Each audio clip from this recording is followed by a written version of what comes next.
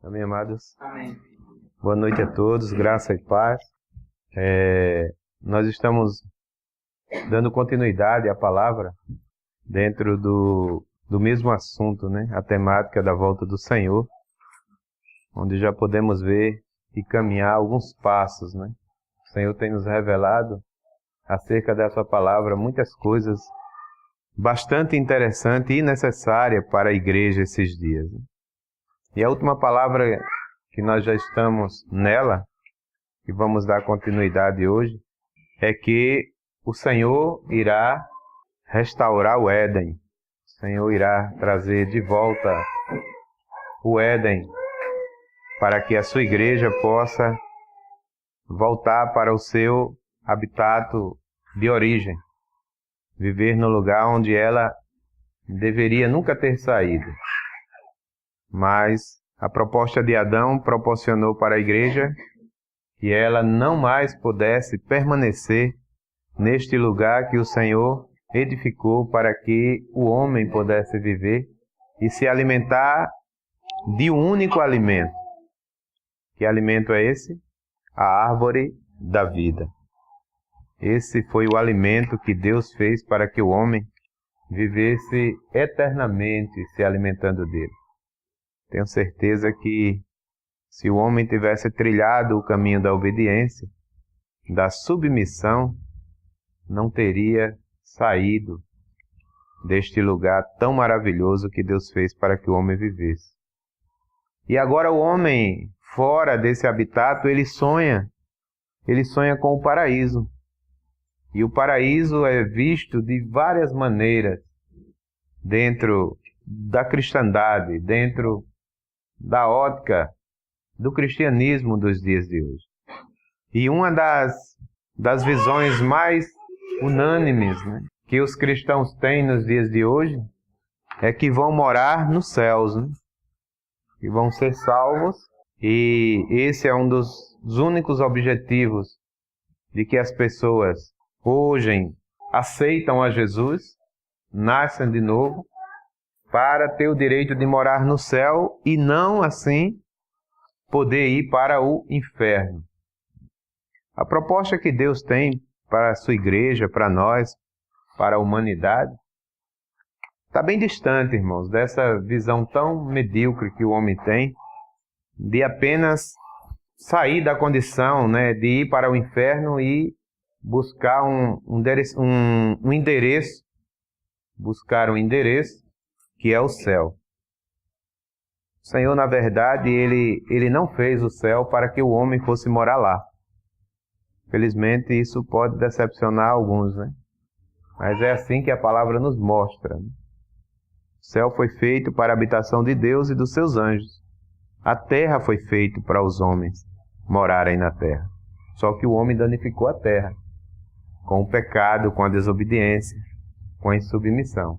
Mas Deus, ele virá restaurar novamente a terra, virá restaurar novamente o Éden e trará a sua igreja, o seu povo, o seu corpo para novamente habitar nesse lugar transformado e restaurado pelo próprio Senhor. Então, irmãos, esses dias nós estamos vendo que existem duas igrejas na terra. Só existem essas duas igrejas e nós, como cristãos, vamos estar inseridos em uma delas. Uma se chama Filadélfia e a outra se chama Laodiceia. Irmãos, não se engane que essas duas igrejas são duas placas, são dois prédios, são duas bandeiras, são duas doutrinas, são duas maneiras, né, estabelecida pelo homem para servir a Deus, segundo a sua ótica, o seu ponto de vista. Essas duas igrejas nada mais é que dois corações que se manifestam dentro do viver de cristianismo de forma diferente.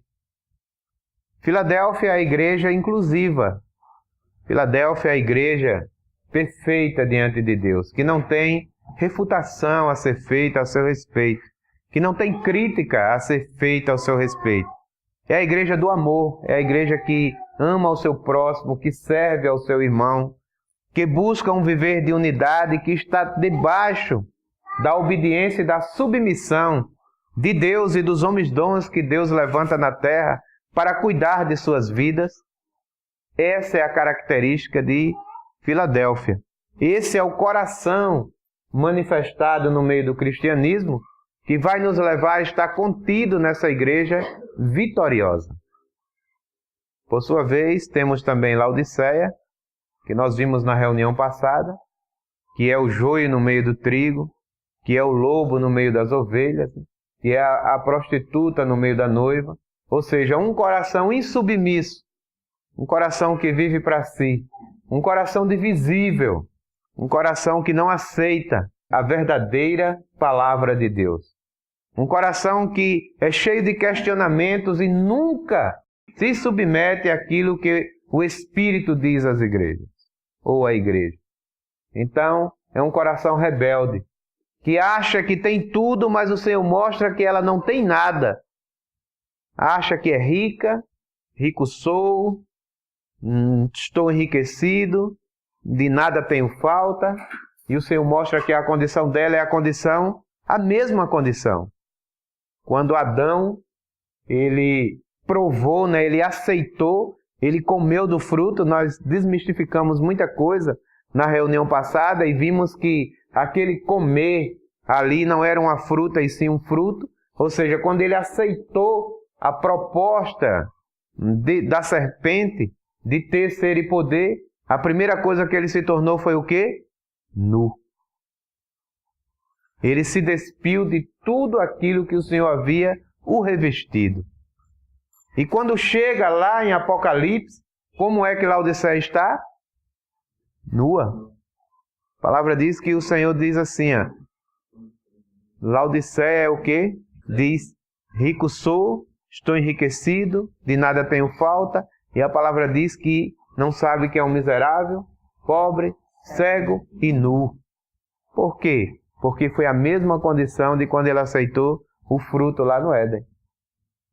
E a palavra diz que quem dera que se fosse quente ou frio, Mas porque nem é quente nem é frio, o Senhor vai vomitar da sua boca para fora. Ou seja, não vai ter o direito daquela premiação que o Senhor tanto aguarda, para nos entregar ou para entregar aqueles que estiverem contidos em Laodiceia. Então, irmãos, nós precisamos, em Filadélfia, nós precisamos estar apercebidos para que os nossos corações não possam naquele dia ser encontrados no viver de Laodiceia.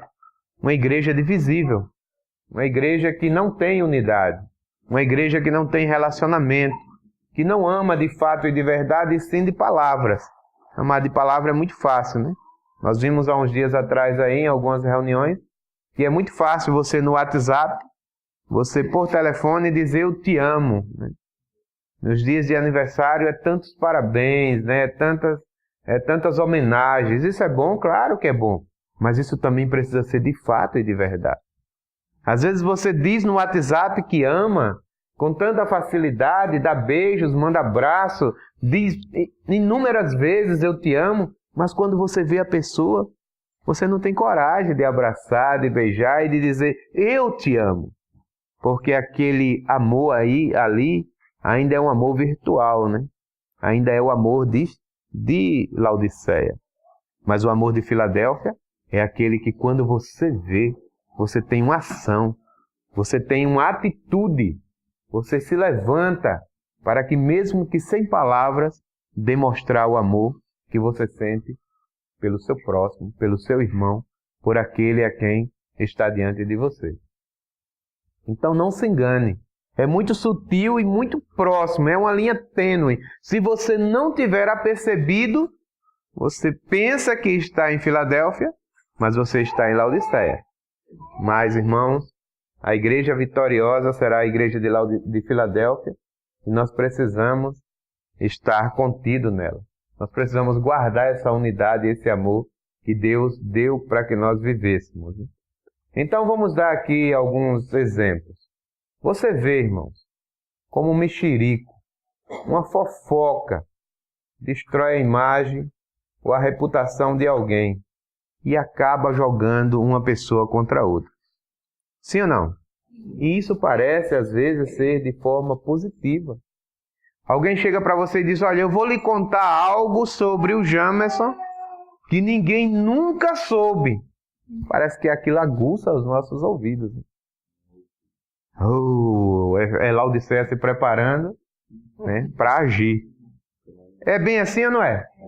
Aí você, conta uma história que destrói a imagem do Jamerson. Todo mundo achava o Jamerson o melhor amigo do mundo, o melhor cristão do mundo, a melhor pessoa do mundo.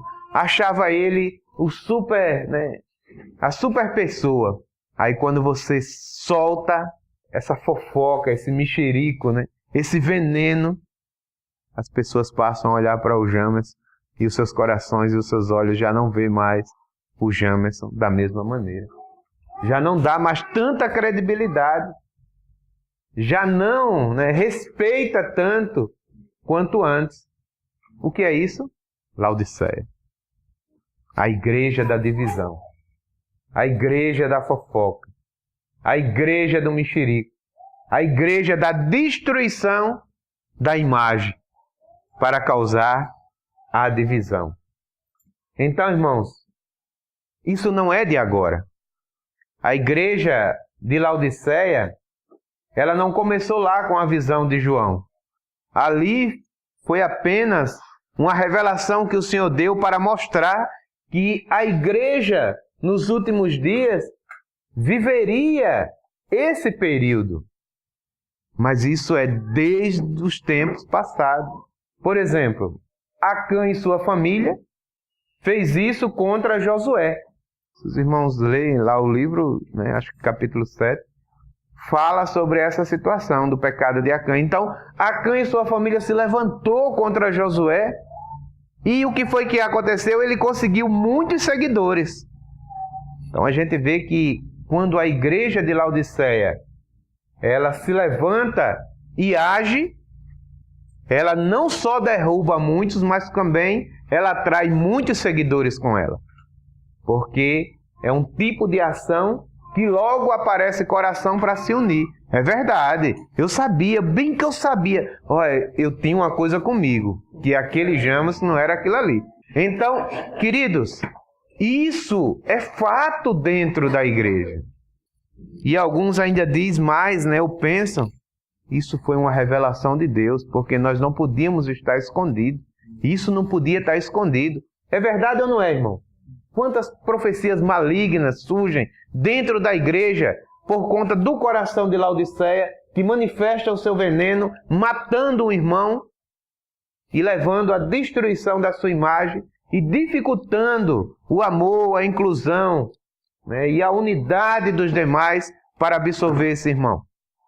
O Senhor está nos chamando a estar apercebido e fugir dessas coisas e rejeitar essas coisas. Querido, quando alguém vier ter com você, quer seja na sua casa, quer seja em qualquer lugar, que for para danificar a vida do irmão, corra disso, que isso é a manifestação de Laodiceia, chamando você para não estar contido na igreja vencedora, que vai estar lá no milênio, como cita em Apocalipse, nós vamos chegar lá daqui a pouco. Então a gente vê que Acã e sua família fez isso. Parou por aí não. Em um outro período, o que foi que aconteceu? Corá, Abirão e Datã se levantou contra Moisés e conseguiu o quê? Muitos seguidores. Então, amados, a gente vê que a igreja de Laodiceia é uma igreja que ela vem desde o Éden. É o veneno que entrou na carne do homem e que impede que o homem viva uma vida de unidade. Mas o que é que o Senhor está nos chamando? Novamente a estarmos em Filadélfia. A igreja do amor, a igreja da inclusão, a igreja da unidade, a igreja, irmãos, daqueles que guardam a vida uns dos outros, daqueles que amam de fato e de verdade e não de palavras. Então, esse veneno da igreja de Laodiceia vem desde os primórdios, né? desde os patriarcas, por que não dizer desde o coração de Adão. No Novo Testamento, temos inúmeros exemplos, mas vamos citar Paulo. Paulo teve multidões contra ele, exércitos contra ele, que não acreditavam que ele era verdadeiramente um apóstolo, que achavam que ele era um infiltrado no meio do cristianismo. Por quê? Porque a vida dele, outrora, era totalmente, contrária àquilo que ele passou a viver dentro do Evangelho. Mas parou por aí não, porque se parasse por aí, nós podíamos pensar assim, mas o coração do incrédulo é assim. Mas o que foi que Paulo disse? Que passou por perigo entre o quê? Falsos irmãos. Quem são falsos irmãos? Laodiceia. É irmão? É. Mas é irmão falso. Então, amados, nós precisamos estar apercebidos com os nossos corações para que Laodiceia não nos alcance. É muito fácil, irmãos, alguém ligar para você ou mesmo no WhatsApp e falar essas coisas e envenenar o seu coração e fazer com que você se torne um homicida. Quando nós, irmãos, falamos em homicídio, nós pensamos logo em pegar uma arma de fogo ou uma arma branca, sair em direção a uma pessoa e tirar a vida dessa pessoa. Mas não são esses os únicos homicidas. Nós temos aqueles homicidas que são aquelas pessoas que matam a vida de outro dentro do coração de outra pessoa. Quando eu, irmãos, extermino a vida de alguém no coração de uma outra pessoa, eu estou me tornando um homicida. E eu estou levando essa pessoa também a praticar o homicídio. Porque a vida dessa pessoa, que era para ser um com você, passou a não ter mais valor nenhum. E você agora exterminou, matou ela dentro de você. Agora, irmãos, imagine o que o anticristo não fará na execução do seu plano. Na execução do plano do Senhor, ele fará grandes armadilhas desse tipo. E a palavra diz que o anticristo, ele fará obras tão grandes, maquiavélicas nesse sentido, que se possível ele enganaria até o quê? Filadélfia. Então o plano do anticristo dentro de Laodiceia é enganar Filadélfia. Qual foi o plano dele lá no Éden? Enganar Filadélfia. Adão e Eva, antes de provarem do fruto, eles eram Filadélfia. Mas Laodiceia veio na personificação de Satanás e fez o quê? Os enganou. Então, irmãos, veja só. Desde o Éden que já existe esse plano. O que foi que a serpente fez? Ela bolou um plano para enganar a Eva. Então já foi uma ação do coração de Laodiceia tentando enganar o coração de Filadélfia, figurativamente falando, alegoricamente falando. Então, no milênio, ou seja, na grande tribulação, que antecede o milênio, Satanás também vai estabelecer um plano de 7 anos de paz. E o que é que ele vai trazer para enganar a Filadélfia? O engano. Aquilo mesmo que ele tentou lá no Éden, que ele tentou com Jesus, Mateus 24, 24, está escrito, Jesus disse também está escrito, e não se submeteu a esse plano maligno do 666, ter, ser e poder. Foi o que ele fez com Eva. Ele diz para Eva, o Criador colocou esta árvore aqui no meio do Éden, porque não quer que você tenha capacidade cerebral como ele tem. Vê só, o Criador ele usa 100% do seu cérebro. Ele só permite que use 10%. Isso é justo? Essa é a estratégia que Satanás, irmãos, traz no coração das pessoas. De que o homem precisa saber mais, ter mais, ser mais. Ele nunca está contente com nada. E ele traz esse sentimento, esse sentimento dentro do homem. Isso é justo? Você considera isso justo? Ele quer ter o poder de manipular você. Parafraseando, talvez Satanás teve um tipo de diálogo parecido com isso, com Eva. Ele quer te manipular. Ele impediu que você comesse dessa árvore, porque se você comer, você vai abrir a sua mente. Você não vai ficar limitado a esses 10% de pensamento que você tem. Você vai pensar igual a ele. Essa foi a proposta, esse foi o fruto. E o que foi que Eva fez? Ela aceitou. Ele diz, ele sabia que Caim mataria Abel. E mesmo assim, deixou. Isso é justo? Ele traz, irmãos, esse plano maligno dentro do plano dele nos 7 anos de paz, que ele vai estabelecer no período que antecede o milênio. A pregação de Satanás vai derrubar muita gente. Eu conheço muitos irmãos, preste atenção nisso, irmãos. Eu não sou de dar muito testemunho, não, Porque quem dá testemunho geralmente, a palavra diz que é falso quando alguém dá testemunho de si mesmo, Mas esse eu tenho alguns respaldos, porque tem algumas pessoas aqui, inclusive aqui, que testemunharam isso. Eu tenho muitos irmãos que sentaram na minha mesa, que comeram comigo, que dormiram na minha casa, que andaram comigo meses, anos. E hoje passam por mim e nem falam comigo. Algum motivo levou eles a terem essa atitude. Claro, religiosamente falando, é porque eu não congrego mais no ambiente físico que eles congregam. Irmão, se é tão fácil um coração se corromper, e quando eu passo por eles, irmãos, eu passo com um coração cheio de amor, com a vontade de abraçar, de beijar, de dizer eu te amo, de dizer, olha, nada mudou, somos um. Mas, infelizmente, eu não tenho essa abertura. Irmãos, se é tão fácil um coração ser enganado nos dias de hoje por conta de um endereço, imagine dentro da proposta do anticristo, na grande tribulação.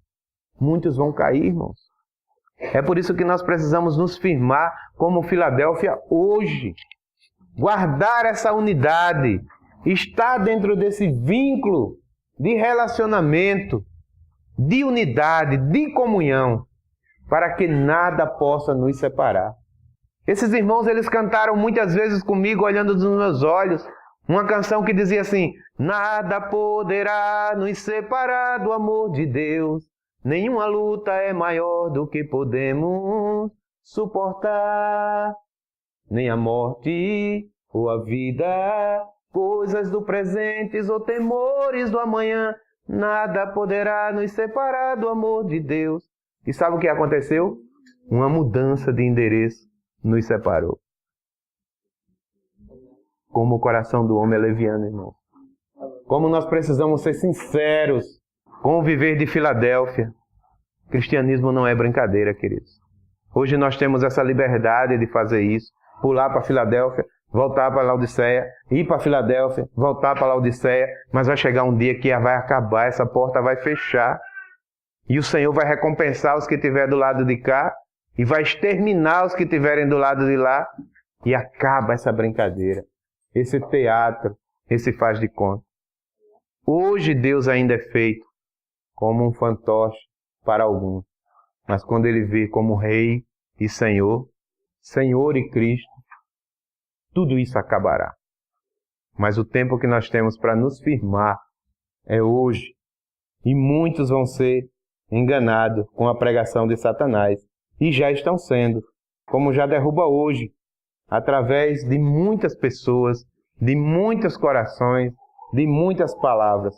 Mas ele será, irmãos, esmagado, e nós o esmagaremos juntamente com o nosso Senhor. Vamos ler Gênesis, capítulo 2, versículo 7. E formou o Senhor Deus o homem do pó da terra, e soprou-lhe nas narinas o fôlego da vida, e o homem tornou-se alma vivente. Então, queridos, aqui está falando de quando o homem foi criado. Esse corpo totalmente corruptível, em que entrou nele o pecado, o veneno do pecado, e transformou ele em Laodiceia. Todo homem que vive na carne, ele vive em Laodiceia, porque Laodiceia é a igreja do ego. É aquela que diz, rico sou, estou enriquecido, de nada tenho falta. O homem da carne é um homem egótico, que busca para si uma busca eternal, que nunca se finda. Quanto mais ele tem, mais ele quer. E nunca vai conseguir estar satisfeito com aquilo que tem. Esse foi o corpo que o Senhor fez e que o homem danificou. Mas na restauração de todas as coisas, lá no milênio, nós receberemos um corpo glorificado.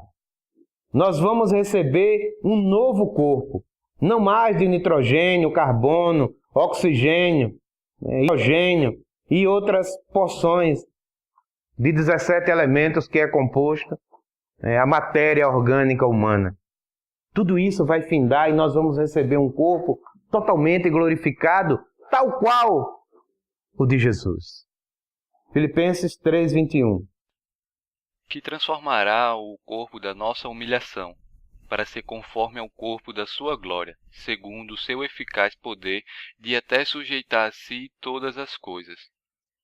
Então o que é que vai acontecer? Ele vai transformar o nosso corpo de humilhação num corpo de quê? De glória, irmãos. Esse corpo que foi danificado pelo pecado e agora só serve para nos levar a pecar, para se encher de enfermidade, para trazer problemas, situações, dificuldades, ele não mais existirá. E o Senhor, na restauração de todas as coisas, inclusive do Éden, ele vai também restaurar, transformar esse corpo de humilhação num corpo de glória, cheio da sua glória. E não mais, irmãos, nós viveremos as dificuldades, as debilidades, as deficiências desse corpo que só serve para expressar Laodiceia e nada mais, né? Isaías 35, do 4 ao 6. Dizei aos turbados de coração: sedes fortes, não temais, eis o vosso Deus, com vingança virá, sim, com a recompensa de Deus, ele virá e vos salvará. Então os olhos dos cegos serão abertos, e os ouvidos dos surdos se desimpedirão. Então o coxo saltará como um cervo, e a língua do mundo cantará de alegria, porque águas arrebentarão no deserto e ribeiros no ermo. Aleluias. Quando é que isso acontecerá? No milênio. Então, irmãos, vocês perceberam que no milênio não haverá mais doença, não haverá mais problemas, não haverá mais dificuldades, não haverá mais deficiência. O Senhor, ele restaurará todas as coisas. No milênio, nós teremos o que está escrito em Isaías 40, versículo 4. Vamos ver lá o que é que diz. Todo vale será levantado, e será abatido todo monte e todo outeiro, e o terreno acidentado será nivelado, e o que é escabroso, aplanado. Vê só, irmãos, o Senhor começa agora a restabelecer o quê?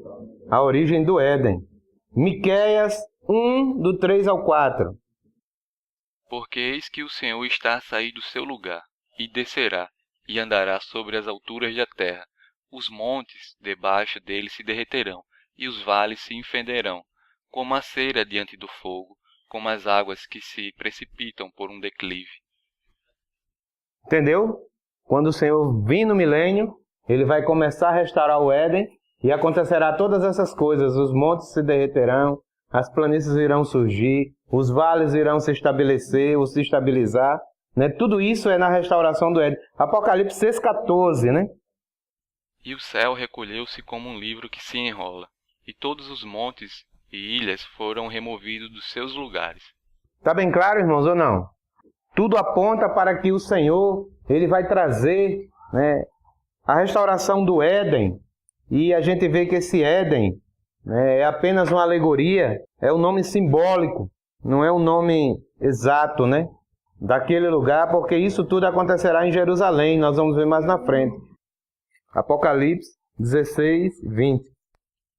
Todas as ilhas fugirão, e os montes não mais se acharão. Quando é que isso acontecerá? No milênio. Zacarias 14, do 4 ao 8. Naquele dia estarão seus pés sobre o Monte das Oliveiras, que está de fronte de Jerusalém para o Oriente, Se o Monte das Oliveiras será fendido pelo meio, do oriente para o ocidente, e haverá um vale muito grande, e metade do monte se removerá para o norte, e a outra metade dele para o sul. E fugireis pelo vale dos meus montes, pois o vale dos montes chegará até Azel. E fugireis, assim como fugiste de diante do terremoto nos dias de Uzias, rei de Judá. Então virá o Senhor meu Deus, e todos os santos com ele. Acontecerá naquele dia que não haverá nem calor, nem frio, nem geada. Porém será um dia conhecido do Senhor.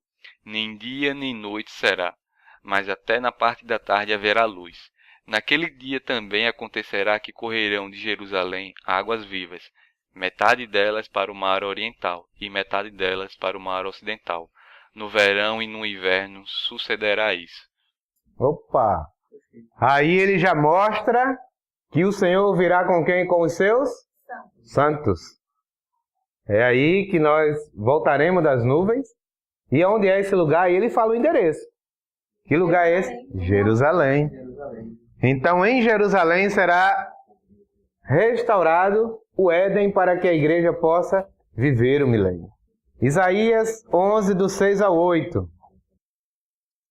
Morará o lobo com o cordeiro, e o leopardo com o cabrito se deitará, e o bezerro, e o leão novo, e o animal cevado viverão juntos, e um menino pequeno os conduzirá.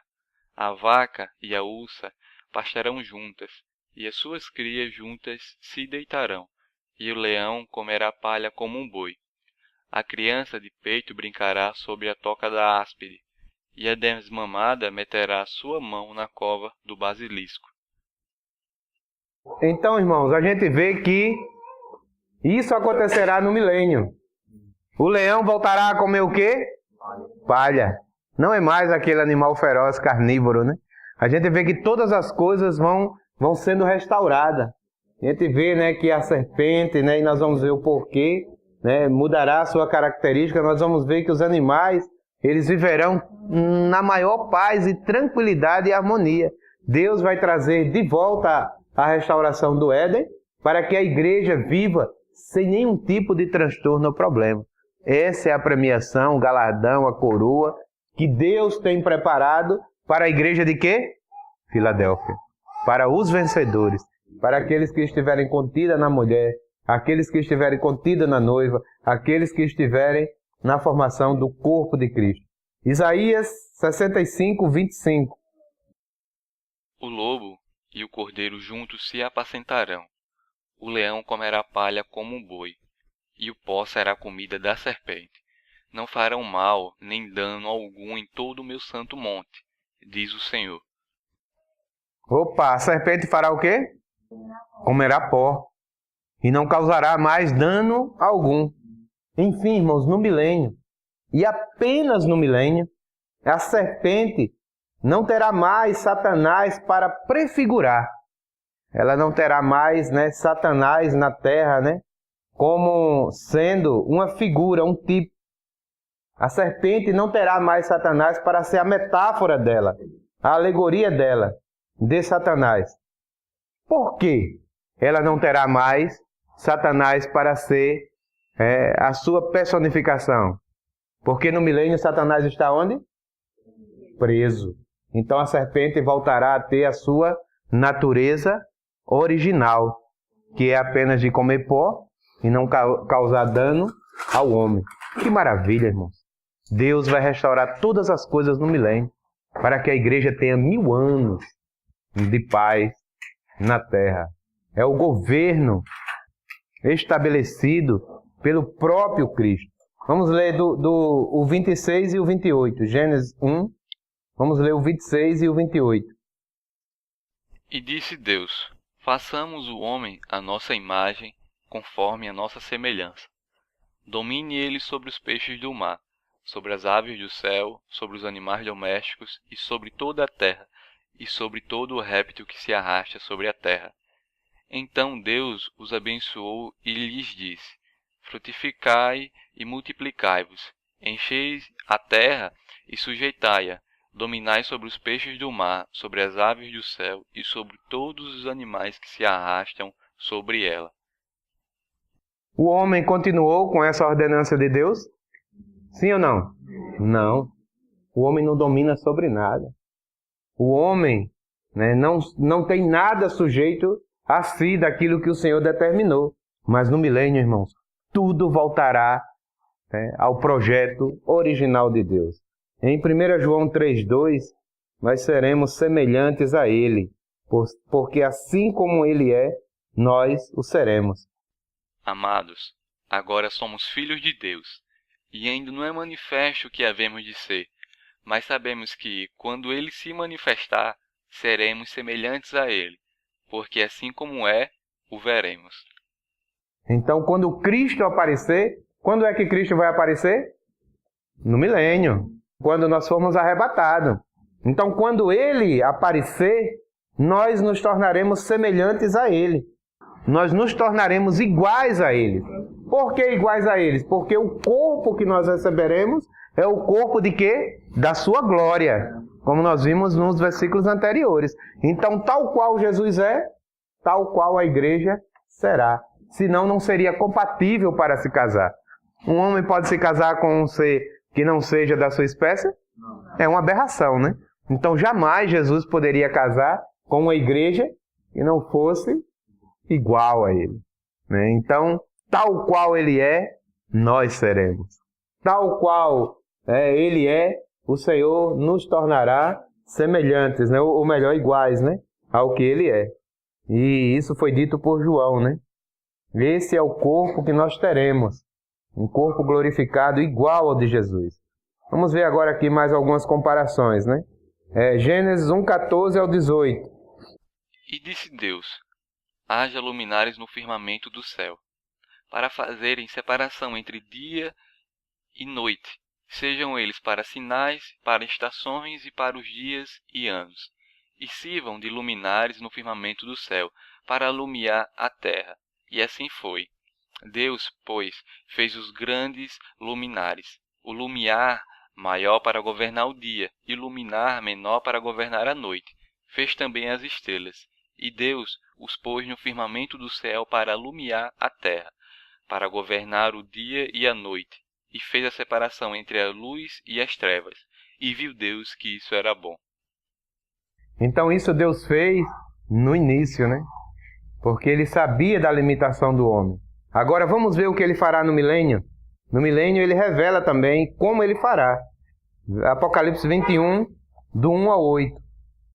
E vi um novo céu e uma nova terra, porque já se foram o primeiro céu e a primeira terra, e o mar já não existe.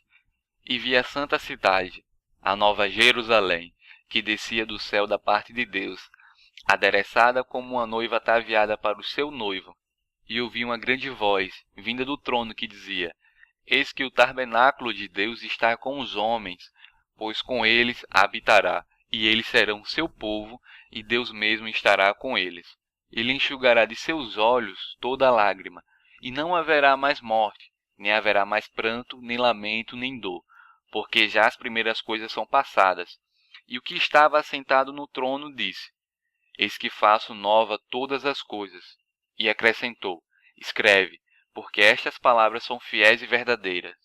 Disse-me ainda: está cumprido, eu sou o Alfa e o Ômega, o princípio e o fim.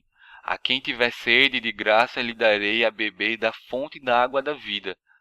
Aquele que vencer dará estas coisas, e eu serei seu Deus, e ele será meu filho. Mas quanto aos medrosos, incrédulos, abomináveis, homicidas, adúlteros, feiticeiros, idólatras e todos os mentirosos, a sua parte será no lago ardente de fogo e enxofre, que é a segunda morte. Irmãos, será que tem palavra mais clara do que essa? Ele virá com quem? Com a sua noiva, ataviada, adornada, né? Ele, né, será, Deus, né, será para ele será o povo para Deus e Deus será o seu Deus. Amados, a palavra descreve isso aí com requintes de detalhes que em nenhum outro lugar a palavra de Deus fala. Parece até que a gente está vendo esse evento acontecer. Ele vindo dos céus e trazendo consigo quem? A sua noiva. Para o quê? Para esta cidade, para este lugar, para viver dentro dessa paz com tudo restaurado, como nós vimos nos versículos anteriores. Mas aí nós perguntamos, mas lá em Gênesis a gente leu acerca do dia e da noite, dos luminares, o que Deus fará com isso? Será que nós vamos ter necessidade também dessas coisas? Versículo 23 aí, por favor. A cidade não necessita nem do sol nem da lua, para que nela resplandeçam, porque a glória de Deus a tem alumiado, e o Cordeiro é a sua lâmpada. Ô, glória! A cidade não precisará de quê? Nem de sol e nem de lua. Por quê? A glória de Deus, irmãos. Ó, Senhor Jesus. Irmãos, que maravilha. Isso, irmãos, nos impulsiona a viver, irmãos. A viver em Filadélfia para estarmos contidos no milênio. Para estar contigo na vitória que o Senhor dará à sua igreja. Irmãos, tudo será diferente. Tudo será transformado. Tudo será restaurado. É por isso que a palavra fala, né? Paulo, desde lá do início, fala que é um prêmio. Que é uma coroa. Que são galardões. Ou seja, o que Deus tem reservado para a igreja vitoriosa não é algo pequeno, irmãos. Para nós perdermos nos dias de hoje com coisas tão insignificantes como viver para nós mesmos, né? Evidenciar o nosso ego, viver o individualismo, não nos submeter, não estar, irmãos, dentro da proposta que Deus tem para a sua igreja. Então, amados, nós não precisaremos mais de sol nem de lua, né? Então, como tudo começou, assim findará. Vamos fazer mais algumas comparações aqui. Gênesis 1, do 3 ao 5. Disse Deus, haja luz, e houve luz. Viu Deus que a luz era boa, e fez separação entre a luz e as trevas. E Deus chamou a luz de dia, e as trevas de noite. E foi a tarde e a manhã, o dia primeiro. Apocalipse capítulo 21, versículo 22 e 23. Nela não vi santuário, porque o seu santuário é o Senhor Deus Todo-Poderoso e o Cordeiro. A cidade não necessita nem do sol nem da lua, para que nela resplandeçam, porque a glória de Deus a tem alumiado, e o Cordeiro é a sua lâmpada. Mais uma vez ele confirma, né? A necessidade do sol e da lua de Gênesis, não mais, porque esse céu já terá passado, né? Essas coisas velhas já terão passado. Tudo se fez novo e agora, no milênio, nós não precisaremos mais nem de sol e nem de lua, e nem de santuário, porque o Senhor será o nosso próprio santuário. É muito claro, né? Parece que o Senhor está descortinando, tirando as escamas dos nossos olhos, né? O Éden terá apenas aquilo que é necessário para que o homem viva, e viva bem. Não terá mais nada que não seja necessário para que nós venhamos, né, depender, comer, viver, né? Todas as coisas que que aconteceram na terra, né, que não era necessário ter no Éden, foi por causa da queda de Satanás, né, da catástrofe que ele causou, que tornou a terra sem forma e vazia, que tornou a terra totalmente disforme daquilo que realmente Deus, né, queria que fosse. A terra era sem forma e vazia, e havia trevas sobre a face do abismo, mas o Espírito de Deus pairava sobre a face das águas. Isso aí foi no princípio, né? Agora vamos ver Apocalipse 21, a partir do 1, né? E vi um novo céu e uma nova terra, porque já se foram o primeiro céu e a primeira terra, e o mar já não existe. Então, isso aí é para depois do milênio. A palavra diz que no novo céus e na nova terra, o mar vai fazer o quê? Vamos ler de novo? Que aí fixa, né? Vi novo céu e nova terra, pois o primeiro céu e a primeira terra passaram. Sim. E o mar já não existe. E o mar já não existe. Então, quando nós lemos em Gênesis 1:2, está dizendo o quê? Que a terra era sem forma e vazia, e o Espírito de Deus pairava por sobre o quê? As águas. Então aí já existia mar. Sim ou não? Sim. Mas no Apocalipse do novo céus e da nova terra, o mar já não existe mais. Então, assim, a palavra é bem clara, irmãos. Ela não deixa a gente em dúvida. A gente tem que entender o que a palavra está nos revelando. Então, isso aqui é para depois de quê? Do milênio. Não é ainda no milênio, né? O novo céu e a nova terra será no milênio, ou depois do milênio. Vamos ver agora, Gênesis 3, do 8 a 10. Né? E ouvindo a voz do Senhor Deus, que passeava no jardim à tardinha, esconderam-se o homem e sua mulher da presença do Senhor Deus, entre as árvores do jardim. Mas chamou o Senhor Deus ao homem e perguntou-lhe: Onde estás? Respondeu-lhe o homem: Ouvi a tua voz no jardim e tive medo, porque estava nu, e escondi-me. Então o homem ouviu a voz de Deus, correu e se escondeu, porque ele já tinha aceitado o fruto, né? E ele não pôde ter com o Senhor. Vamos ver Apocalipse 22, 3 e 4. Comparando, né? Comparando o Éden com o milênio, isso, viu? Ali não haverá jamais maldição. Nela estará o trono de Deus e do Cordeiro, e os seus servos o servirão. Então, em Gênesis, ele correu porque havia o quê? Condenação. Mas no milênio já não haverá mais o quê? Maldição nenhuma. Não haverá mais condenação nenhuma. Então, o que vai acontecer é que o Cordeiro vai estar no seu trono e toda a igreja vai estar o servindo, né? Com o seu nome, testa ali, fala de consciência, né? A mesma coisa, né? É verdade. Gênesis 1:1. No princípio, Deus criou os céus e a terra. Curtinho, né? No princípio criou Deus o quê? Os céus e a terra. Apocalipse 21, do 1 ao 5. E vi um novo céu e uma nova terra, porque já se foram o primeiro céu e a primeira terra, e o mar já não existe. E vi a santa cidade, a nova Jerusalém, que descia do céu da parte de Deus, adereçada como uma noiva ataviada para o seu noivo. E ouvi uma grande voz, vinda do trono, que dizia: Eis que o tabernáculo de Deus está com os homens, pois com eles habitará, e eles serão seu povo, e Deus mesmo estará com eles. Ele enxugará de seus olhos toda lágrima, e não haverá mais morte, nem haverá mais pranto, nem lamento, nem dor, porque já as primeiras coisas são passadas. E o que estava assentado no trono disse: Eis que faço nova todas as coisas. E acrescentou: Escreve, porque estas palavras são fiéis e verdadeiras. Então o mesmo Deus que fez os céus e a terra é o mesmo Deus que vai fazer novos céus e nova terra. É o mesmo Deus que vai trazer a igreja para habitar e morar nessa terra e ser a habitação. Então, queridos, fica bem claro de que Deus não tem nenhum plano aqui do homem para o céu, né? Observou isso? Que Deus não fala em nenhum momento de levar o homem para o céu? Alguém percebeu isso? Porque quando eu falei no início, acho que ficou meio chocante, não foi? Edivaldo veio com esse negócio que a gente não vai para o céu, vai para onde? Eu me preparando para ir para lá. Aí... Né, mas você percebeu que todo o plano de Deus é para que o homem viva na terra? Sim ou não?